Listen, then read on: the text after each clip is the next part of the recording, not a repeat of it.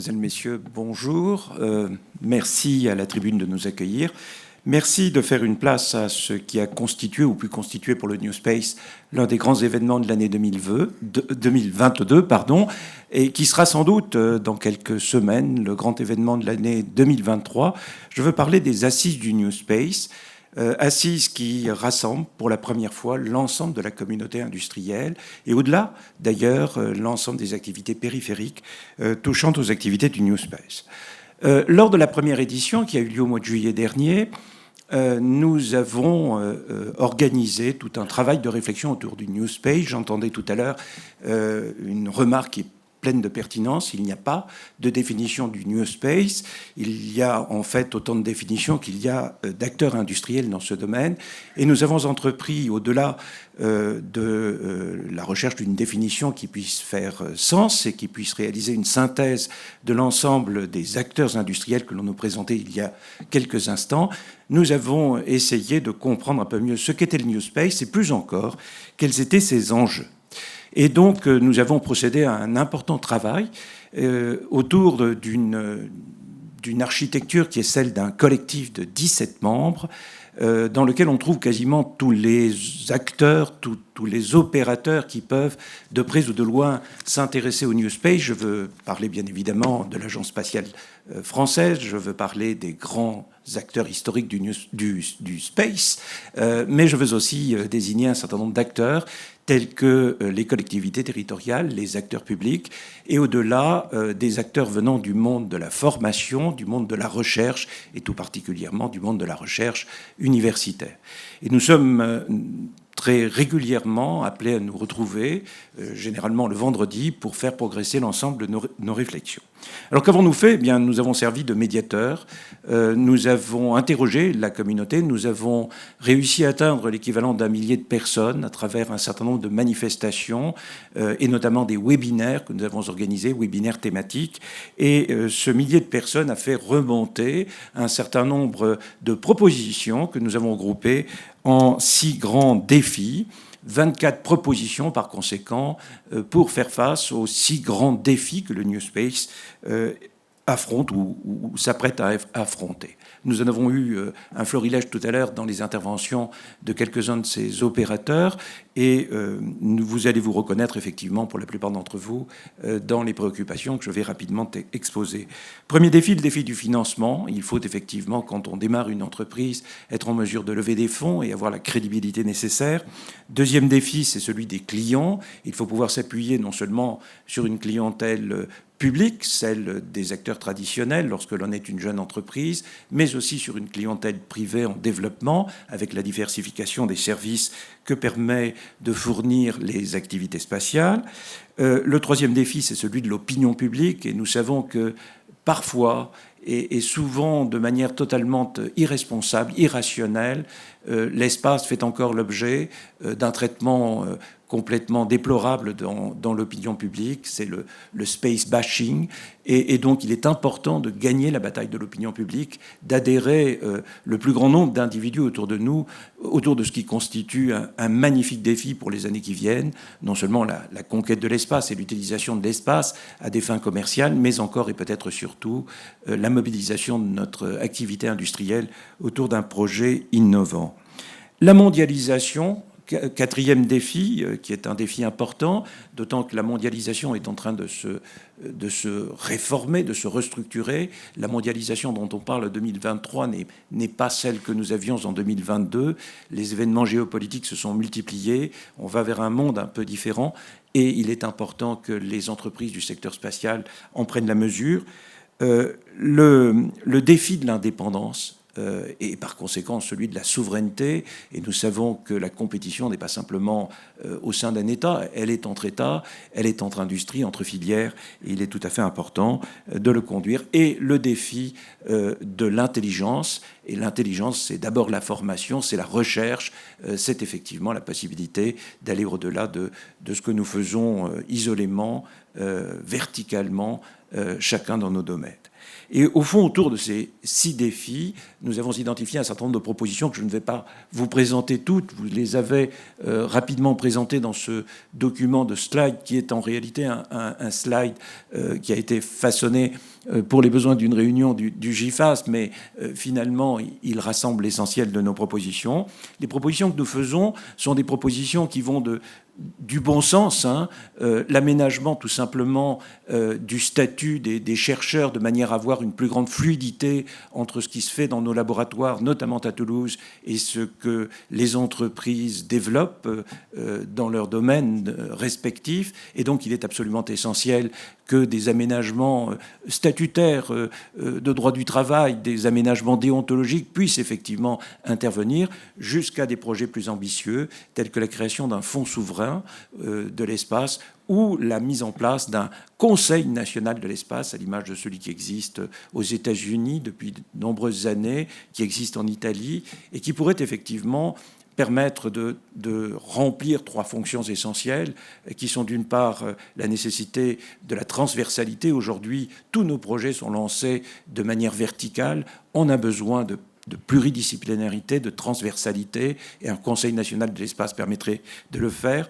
On a besoin d'une structure experte, au-delà de tout ce que font les acteurs dominants du secteur technique, et en particulier le CNES. Il est important que toutes les parties prenantes puissent contribuer à l'élaboration d'une stratégie, et puis une structure qui soit aussi un forum qui permette justement à la société de s'approprier les questions spatiales.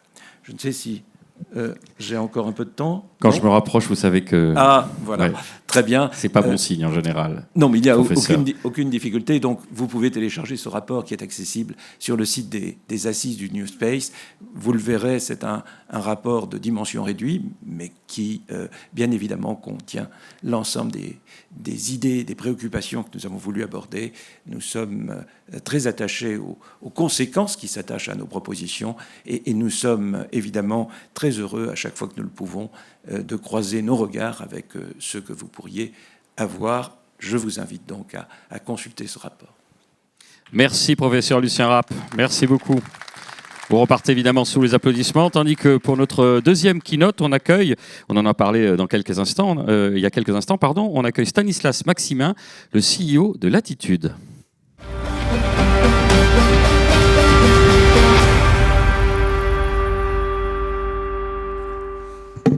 Bien. Bonjour à toutes et à tous, merci beaucoup. Je suis Stanislas Maximin, PDG et cofondateur de Latitude. On fabrique des fusées, mais je propose de vous raconter rapidement ce que fait Latitude, puis un petit peu d'élargir sur les enjeux du New Space. Ensuite, et je vous remercie, chers Toulousains, de m'accueillir. Petit Rémois, je suis content, il fait joli ici, chez nous il fait que pleuvoir, c'est pénible. Mais donc c'est très bien. Donc rapidement, je ne sais pas si on a des images au final, parce qu'on les a envoyées un peu tard, bon c'est pas très grave. On les a, elles vont passer pendant que vous... Ah, parfait, super, n'hésitez pas. Pour revenir sur Latitude, avec Latitude, on est en train de construire le futur leader mondial de l'accès à l'espace pour les petits, moyens et gros satellites. Et on va commencer par Zephyr, notre premier lanceur. Zephyr, c'est un lanceur qu'on a designé le plus simplement possible, avec une approche de développement pragmatique la majorité du temps, et une approche ultra technologique quand c'était nécessaire. Il fait 18 mètres de haut, il peut envoyer 100 kg dans l'espace, et il est propulsé par des moteurs entièrement imprimés en 3D, les moteurs Navier. Ces moteurs, ils ont été développés, éprouvés en moins de 2 ans, ils sont robustes, ils sont réallumables et à poussée variable, donc je vous laisse deviner la suite de ce qu'on pourra faire avec. Avec Zephyr, on ne va pas viser les clients qui ne sont pas pressés de lancer, qui n'ont pas besoin d'accès à l'orbite spécifique, ou encore qui n'ont pas besoin d'une forte cadence de lancement pour leur constellation. Non, Zephyr, c'est le lanceur qui va servir tous les clients qui ont besoin d'envoyer des satellites dans un délai maîtrisé, à très forte cadence et à des endroits précis. Et c'est pour ça qu'on va tirer Zephyr 50 fois par an, depuis l'Écosse, et la Guyane française. Et grâce à notre approche qui est simple, itérative et industrielle, on propose des prix 2 à 3 fois inférieurs à ceux de la concurrence mondiale pour des lancements dédiés. Maintenant, Zephyr, c'est qu'une première étape qui pose les briques de notre aventure. On travaille déjà sur le futur de l'accès à l'espace en créant une infrastructure complète pour les millions de futurs utilisateurs de la donnée spatiale. Et on fait les choses vite. On a développé et intégré, voilà, vous avez la vidéo de nos essais, enfin le teaser de nos essais. On a développé et intégré un banc d'essai moteur complet en seulement 3 mois. On a développé et aménagé une zone d'essai à 2000 km de chez nous, dans une zone polaire, en à peine un mois, et on y a mené nos essais moteurs en plein hiver, un 24 décembre. C'était le meilleur cadeau de Noël qu'on ait pu avoir, puisque ça a fonctionné. On a pu prouver nos technomoteurs, et à l'heure où je vous parle, on a encore une dizaine d'opérateurs encore en Écosse en train de fine-tuner nos moteurs et en les essayant. On est fiers de travailler avec les meilleurs industriels de France et d'Europe, qu'ils soient petits ou gros. D'ailleurs, il y en a plusieurs dans la salle et je les remercie pour leur soutien indéfectible. On vient de doubler la taille aussi de notre usine, on fait plus de 3 mm² maintenant. On vient d'ouvrir un nouveau site d'essai également à Vatry, dans la Marne, à 40 minutes de chez nous, pour tester nos futures technologies, et se préparer au premier lancement de Zephyr dans moins de 2 ans. Et pour accomplir tout ça, on recrute également 100 personnes exceptionnelles, extrêmement ambitieuses, de toute expérience, de tout secteur, d'ici la fin de l'année. Si vous êtes intéressé, n'hésitez pas à regarder notre site internet et à venir me contacter directement. Maintenant, pour revenir sur les enjeux du New Space et conclure là-dessus, je souhaite mettre en avant notre écosystème florissant. Alors, je ne vais pas rentrer dans son détail, on a eu 2 personnes exceptionnelles qui ont pu le faire juste avant moi. J'ai l'honneur de présider l'Alliance New Space France, qui regroupe une 40aine de startups et de PME innovantes en France, c'est-à-dire la quasi-totalité de l'écosystème. Et depuis les 3 dernières années, on a vu une croissance incroyable du nombre de nouveaux acteurs, de nouveaux produits, d'employés et de partenaires. Maintenant, il ne faut pas se voiler la face, cette accélération est arrivée bien après les concurrents mondiaux, on l'a également vu à la présentation, celle encore d'avant. L'enjeu majeur désormais, il est de continuer les efforts qui sont déjà mis en place par nos différents acteurs, qui sont institutionnels ou privés, et je tiens à saluer pour le coup les vrais efforts du CNES, de l'ESA, de la DGA, du CDE, de la DGE également, et puis de tous les autres ministères qui sont impliqués. Mais il faut continuer les efforts parce qu'il faut apporter aux nouveaux acteurs français les moyens de devenir des champions internationaux. Et certaines recommandations qu'a pu citer Lucien, je vais insister sur certaines qui sont clés à mes yeux. Il est nécessaire d'augmenter de plus d'1 milliard d'euros l'investissement privé dans les startups. Il faut s'appuyer en parallèle sur une croissance également de la commande publique et sur une modification des règles. On ne veut pas de la commande pour se faire biberonner, non, on veut servir des produits. C'est comme ça qu'on se fait payer, avec des produits. Et c'est ultra important, on n'est plus dans les mêmes modes de fonctionnement qu'avant. Cette commande, elle doit venir du CNES, elle doit venir de la DGA, elle doit venir des différentes agences en lien avec la donnée potentielle. En France, on a l'histoire, on a les écoles, le tissu industriel et l'ambition de redevenir un leader mondial. Maintenant, il faut qu'on travaille ensemble pour s'en donner les moyens. Je vous en remercie. Merci Stanislas. Merci beaucoup. Mesdames, Messieurs, pour notre 3e keynote, on réserve un excellent accueil à Olivier Pieps, président et cofondateur de Prométhée.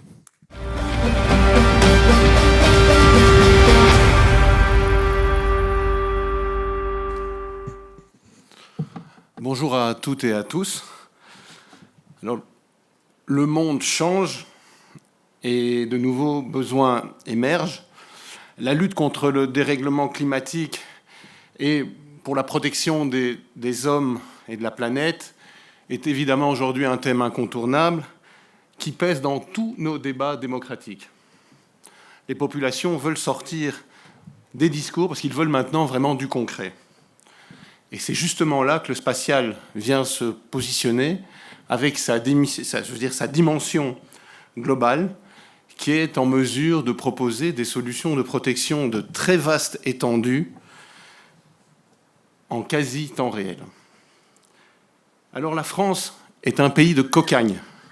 Donc entre le béni soit les fêlés, car il laisse passer la lumière de Michel Audiard, et la chance sourit aux audacieux, le CNES a la mission délicate donc de faire le tri pour écarter les doux rêveurs. Alors le CNES, a été dit, donc a opéré un virage important et avec succès donc sur le New Space. Donc il met à disposition aujourd'hui des jeunes pousses que nous sommes, des programmes et toute leur expertise. Pour être clair, Prométhée n'existerait pas sans le CNES. Alors d'un point de vue international, on l'a cité, mais ça vaut la peine de le souligner. Donc les États-Unis sont partis avec 5 ans d'avance sur la France, donc en décidant donc de financer avec des fonds publics des, à l'époque, petites start-up New Space américaines, de constellations de satellites. Donc c'est Maxar, Planet et Black Sky qui ont bien grandi, et avec une volonté très claire, je crois, c'est de tuer dans l'œuf toute velléité de bâtir un compétiteur européen. Alors la question a été posée aux équipes du commissaire breton et au gouvernement français. Est-ce qu'ils sont prêts à attaquer les grandes problématiques de société, environnementales, sécuritaires? Et pour les 20 prochaines années, je parle sur le temps réel, en achetant des images américaines ou des images chinoises. La réponse a été claire.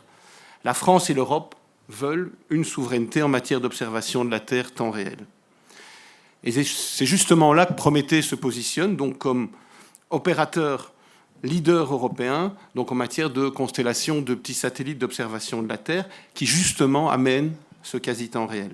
Parce que c'est une véritable révolution copernicienne, c'est passer de revisite de 1 jour à moins d'1 heure, en rajoutant le développement d'un concept d'hyper-réactivité et de communication ou d'interconnexion entre différentes constellations qui amène à des transferts d'informations bord-sol de moins de 15 minutes.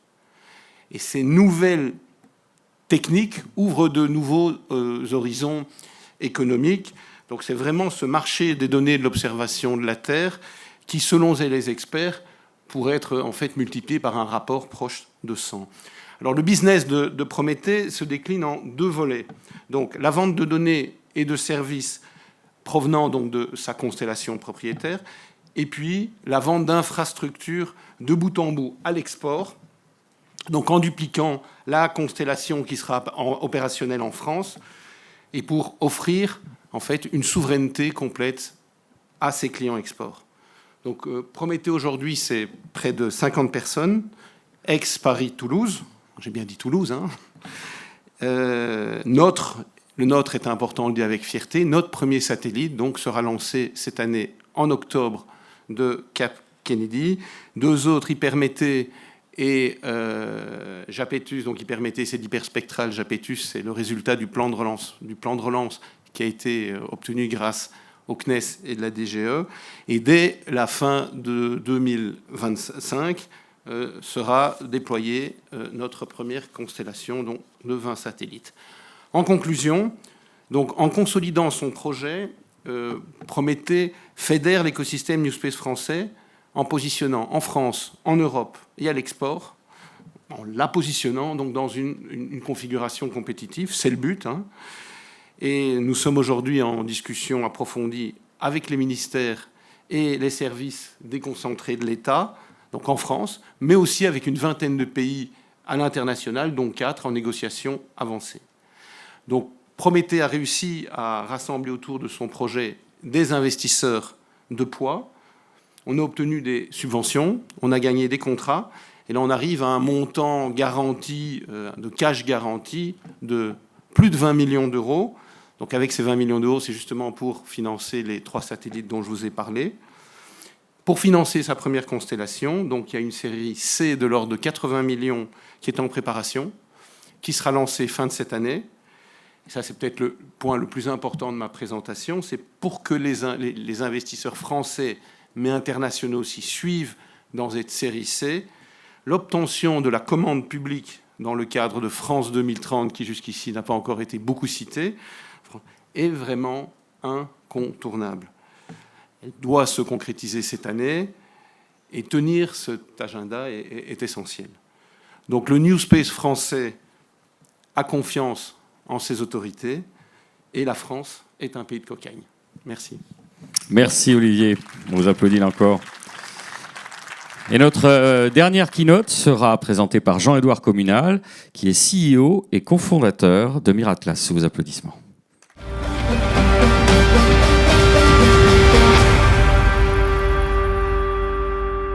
Bonjour à tous. donc je n'ai pas besoin de me présenter. L'avantage de passer après Stan et Olivier, c'est qu'ils ont dit plein de choses que j'ai envie de dire, et je suis complètement d'accord avec eux, donc je vais gagner beaucoup de temps. C'est très bien. Merci beaucoup. Donc Jean-Édouard Communal, notre société Miratlas, alors on n'est pas à Toulouse, je m'excuse, merci pour l'accueil. On est basé à Pertuis, à côté d'Aix-en-Provence.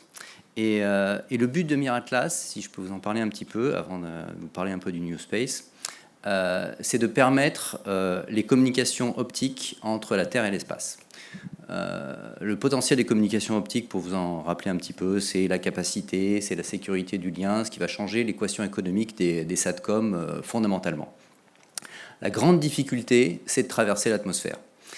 Et c'est une difficulté qu'ont déjà résolu les astronomes. Et il faut deux choses pour adresser ce problème-là. Il faut une diversité de sites qui existent déjà dans l'infrastructure télécom terrestre.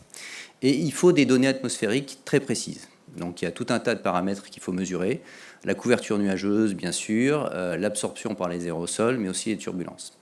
Donc c'est vrai, en première approximation, tout le monde regarde la couverture nuageuse parce qu'avant de vous sortir le lendemain matin, vous regardez la météo, vous dites il va pleuvoir, il va faire des nuages, je vais m'habiller comme ci, comme ça.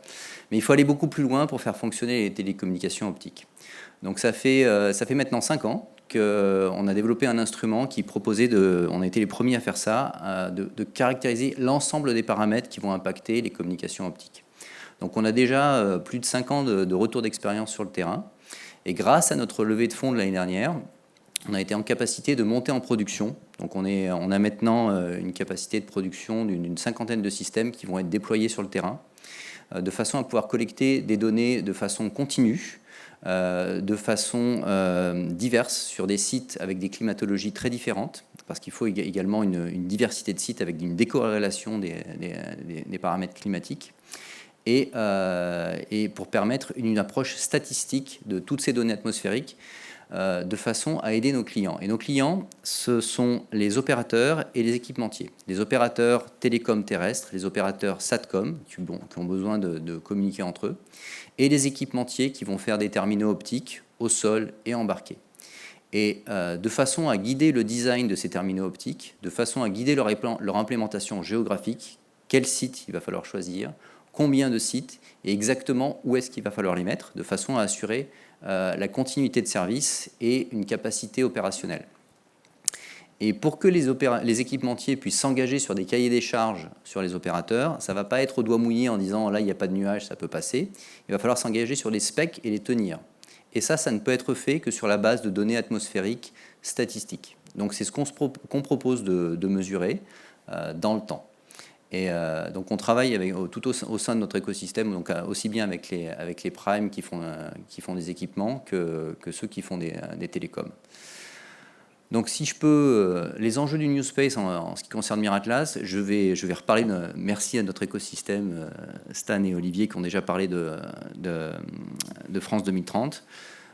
Pour moi, c'est une volonté politique franche, ce dont on a besoin actuellement, sur le long terme, de se positionner sur des thématiques innovantes. À chaque fois qu'on est sur des réunions New Space, on dit « Ah, mais les Américains, SpaceX, Starlink, etc., ils lancent des choses, etc. » C'est des choses sur le long terme. Nous, on a besoin de se positionner sur des marchés où il y a encore personne ou pas grand monde, sur des thématiques innovantes, donc les communications optiques en font partie, sur des projets sur des technos qui sont difficiles, mais on a toute la capacité. Je pense que si on peut dire une chose, c'est que la salle est acquise. Le spatial, c'est pas une industrie qui a tendance à avoir peur sur des enjeux techniques difficiles et sur la complexité. C'est quelque chose qu'on sait gérer en tant qu'écosystème et en tant que supply chain. Et il ne faut pas avoir peur de ça, il faut jouer sur nos forces à nous, qui sont justement cette complémentarité sur des technos très, très à la pointe, que le monde nous envie. Mais il faut qu'on puisse travailler en équipe, et il faut qu'on puisse monter des consortiums qui soient sur des thématiques innovantes. Et ça ne peut se faire qu'avec une politique à long terme et avec un axe fort sur les startups. En complémentarité, bien sûr. Je ne vais pas remettre la sauce, mais effectivement, si on n'y avait pas le CNES, on ne serait pas là. S'il n'y avait pas les primes, on ne serait pas là. Enfin, les fougères ne poussent qu'à l'ombre des grands arbres. Hein, donc, il faut de tout dans un écosystème. Voilà, c'est à peu près tout. Grâce à Stan et Olivier, j'ai gagné beaucoup de temps. Merci beaucoup, Jean-Édouard. On vous applaudit bien fort. Merci à vous. Merci encore.